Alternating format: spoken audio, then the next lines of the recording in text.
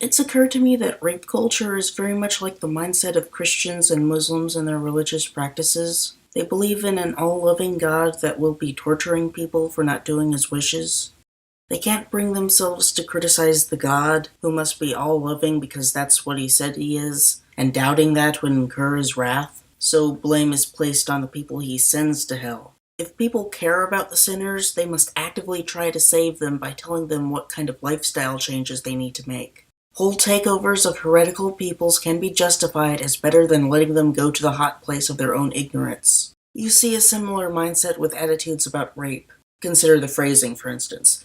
Very rarely will you see an active voice declaration of person X raping person Y, instead hearing the passive voice declaration of person Y having been raped by person X, which is then often shortened to person Y having been raped. It is a very fatalistic mindset, treating the rape as a part of nature rather than a crime with the perpetrator, and people will focus on what the victim didn't do to prepare for that event, as if a consequence of their choices. If you don't protect yourself from damnation by living your life according to a series of rules, you will be damned. If you don't protect yourself from rapists by following a series of rules about dress and sexual behavior, you will be raped.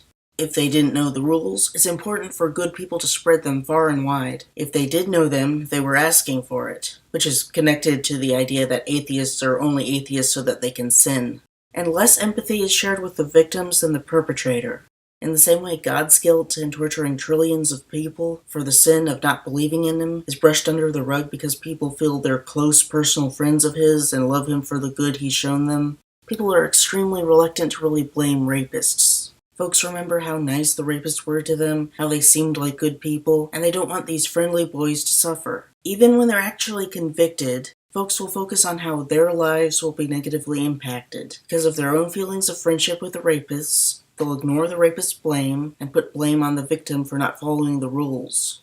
Even if the victims followed the obvious rules, the rules are so numerous and varied that some will be found that the victims didn't follow. While the religions may not actively preach tenets of rape culture as they do the tenets of their own religions, I think rape culture may be a consequence of that general mindset.